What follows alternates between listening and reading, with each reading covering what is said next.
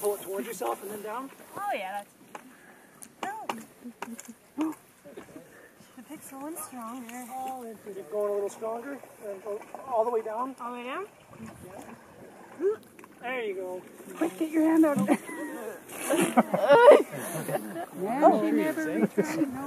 this is the flood irrigation system that we built this spring.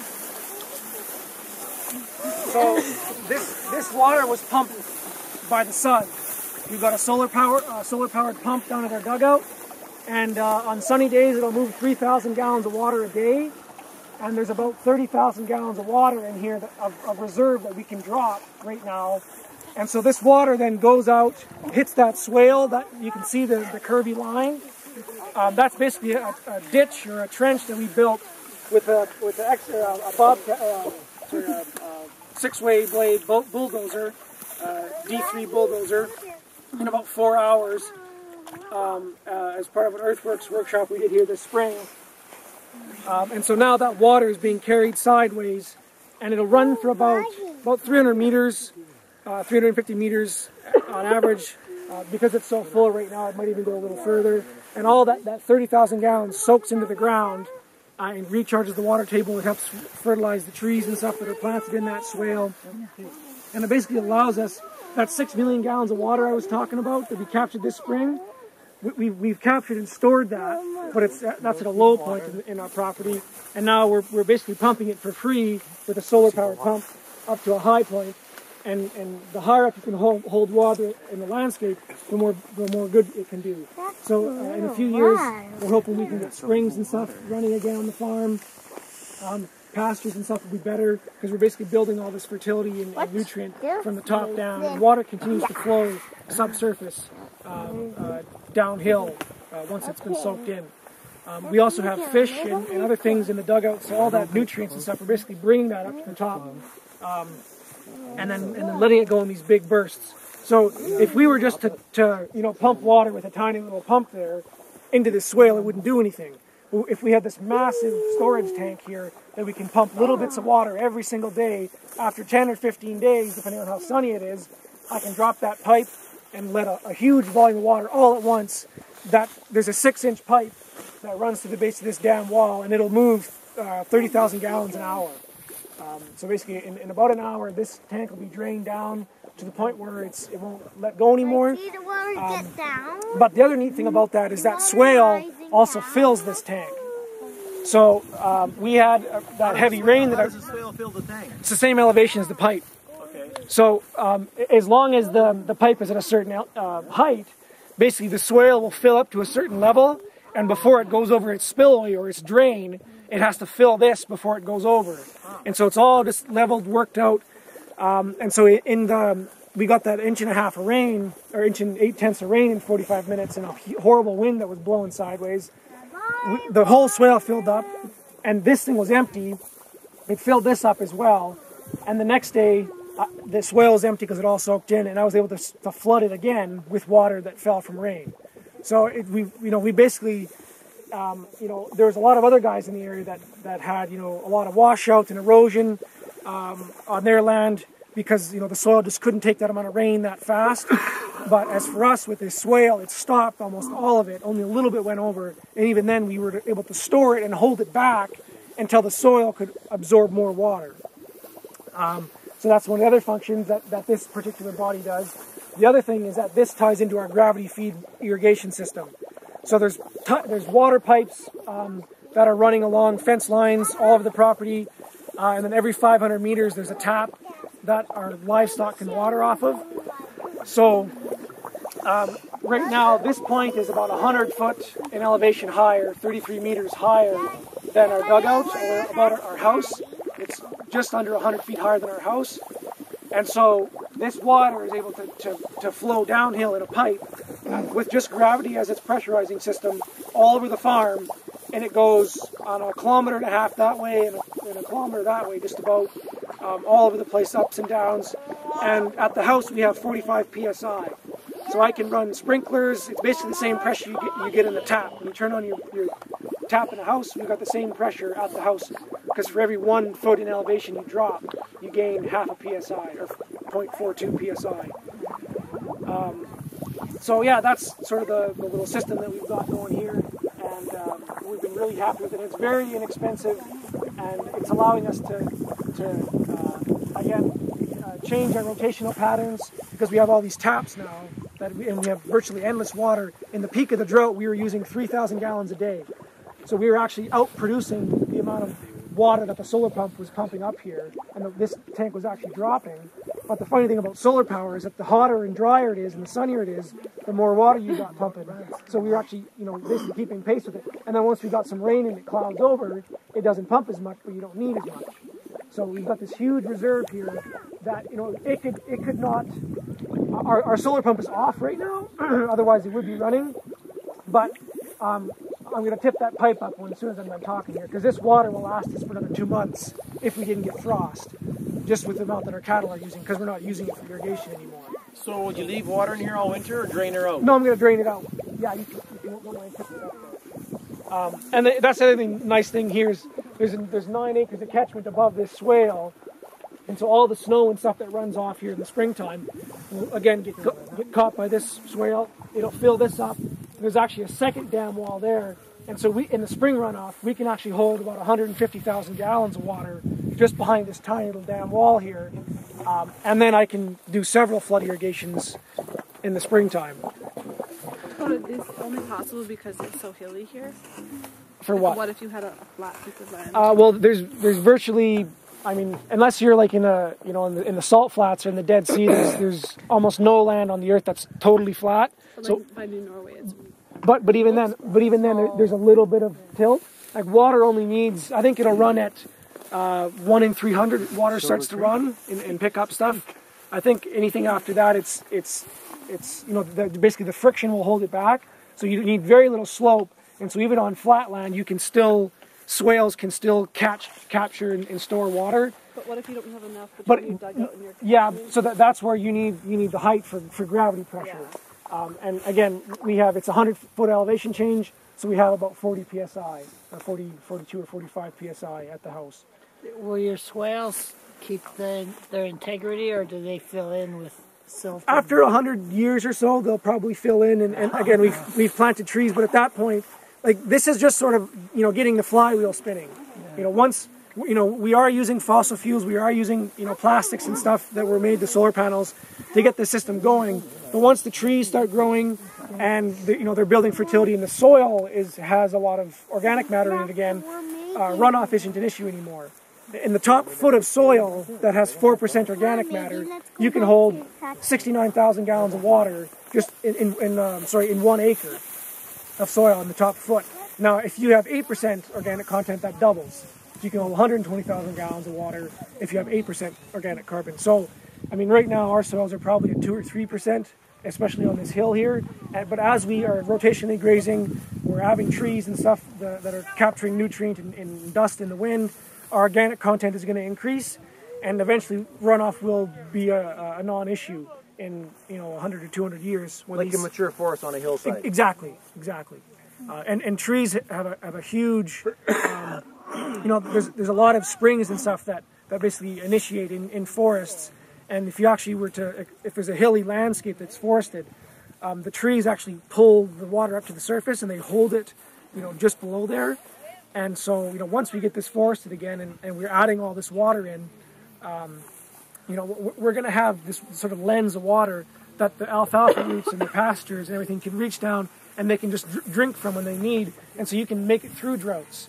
On a year like this, especially the gravity watering system for our cattle made a huge difference in what we were able to do. And yeah, basically all these things are feeding off of each other. So this same water is watering our forest garden. The gravity from this is enough to run those drip irrigators, and I can run 3 500-foot zones at once with an 1.5-inch pipe. So it's very, very cost-effective techniques that take very little fossil fuels to build. Like I said, 4 hours with a D3 Cat. That's like a 60-horse tractor. It's a jerry can of diesel. It's pitiful the amount of fuel that it took to build that, and it's already captured thousands of gallons of water and it's going to capture thousands more in the next 100 years. And so that, by definition, is what sustainability is if something gives back more energy or conserves more energy than it took to get something going. So it's essentially, once you get the flywheel spinning on, you know, the water cycle and the fertility cycle, the energy that it took you to give that a wing, if that can go long enough that it outproduces the amount that took you to give the first throw, it's sustainable, and it's been worth it, and I think it's justified. But that being said, we are doing our best to minimize the amount of fossil fuels we do need, minimize the amount of technology that we need, and we're backing all these things up with natural processes, you know, trees and things that seed themselves and reproduce naturally, all these different things. So plus the impact on the land is minimized. You're not destroying those. Exactly. You're not on the phone here. Girl phones, yeah. Next to the waterproof phones. Yeah. So yeah, any other questions or comments about anything you've seen so far? How long does it take to grow those phones? Would there be any amphibian, like salamander or any kind of amphibian type things getting to go, or frogs? Or There's piles of frogs I've seen in here. They've slowed down quite a bit in the past few months, but again, all these things are going to increase, and eventually this is a huge. I know there's birds. I saw a flock of grouse for the first time in years flying through, because we've left some pasture in the riparian area. So there's lots of nice tall grass, and these grouse they flew in and landed in this tall grass, and I've never seen that for a long time, because we always cut that. But we're setting off these riparian areas, and it's amazing. It's the first year, and already these grouse just moved in. And same thing with the frogs. We built a dugout, and that spring it was full of frogs. And then geese started moving in, and ducks and stuff, and blue herons eating all our fish. Don't do that. Yeah. So yeah, it's amazing how quickly damaged landscapes can rehabilitate themselves if you do the right things. Like, you know, you can take really damaged soils, and in a few growing seasons, you know, you can be right on par with some of the best soils just by doing the right things. And so I think these little techniques like swales and you know, dugouts and gravity water irrigation systems and even flood irrigation systems like this, if there's enough water, our property is quite. I don't know if it's unique or not, but we are quite lucky in the amount of water that flows through our property every year, just because our neighbors don't want it. You know, they're draining all their sloughs. They're sending water our way, and we're just saying, "Bring it on, come on." How long how many generations do you think it'll be before there's a serious problem with agricultural lands? Oh, it's already here. Yeah, of course it is, but it's well, I mean, like, not going to get better. It's going to get worse. Exactly. So, I mean, you look at Australia. So, you know, this technique, you know, flood irrigation came out of Australia. You know, key line design, subsoiling, swale, permaculture, all this stuff came out of Australia, and they destroyed their soils, you know, 50 years ago, because they have 2 growing seasons, and they basically cropped twice as much as we did, and so they destroyed their soils first.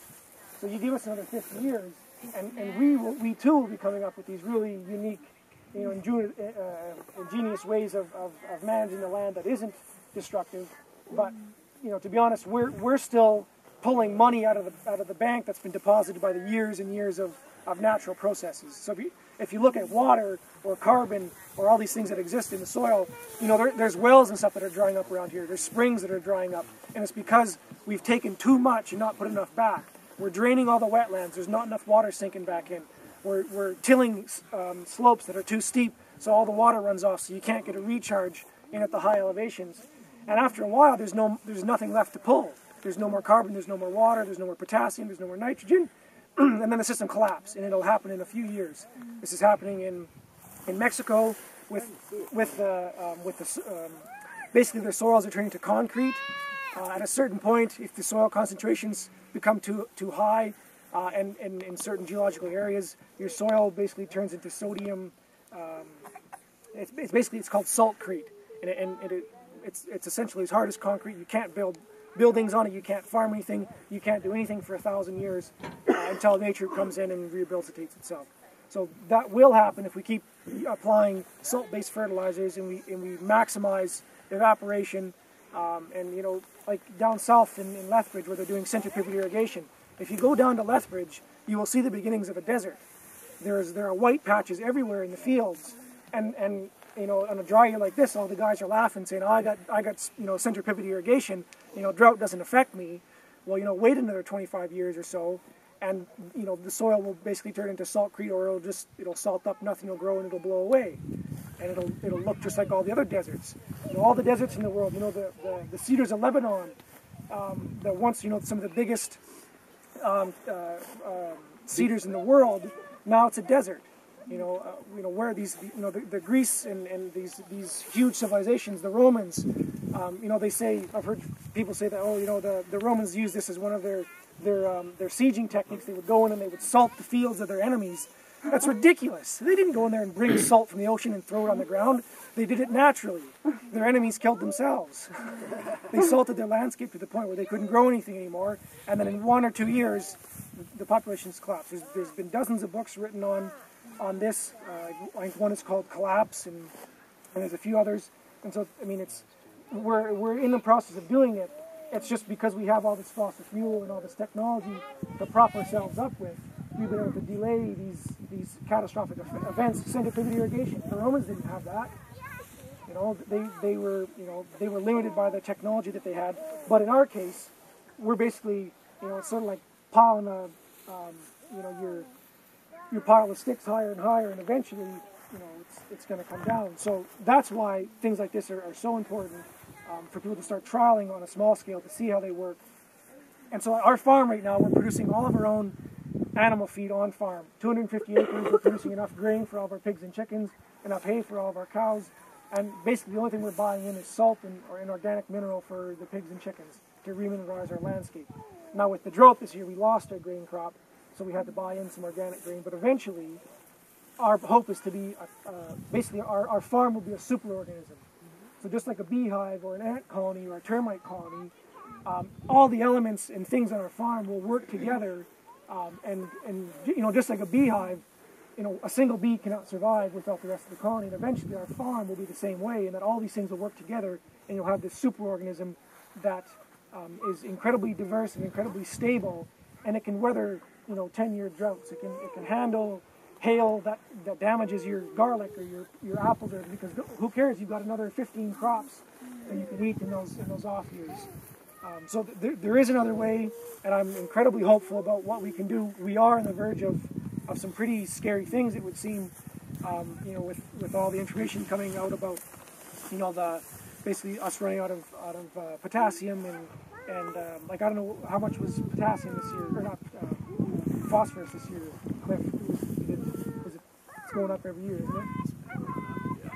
Nitrogen not so much, but yeah. And so, you know, whereas if we can, you know, we can develop other systems that are perennial based, you know, nut trees. We can grow, we didn't have a chance to go look at some of the nut forests that we're growing, but we've got, you know, Korean pine, shagbark hickory, which is the same as a pecan, black walnut has more protein than beef, hazelnuts have more oils than canola oil, bur oaks have more carbohydrates than rice, and they taste almost identical to wheat. You can almost do a straight across trade, and oak trees will live for 400 years. They'll produce a nut crop on a regular basis, and after 400 years you've got a timber so big that you can't get your arms around, and you can build, you know, a couple houses out of one tree. So that's a totally different way to look at how we're going to feed ourselves, and people have done this in the past, and I think we will do it in the future. It's just a matter of time. And so all these things are just, you know, on our farm anyways, are in many ways experimental. The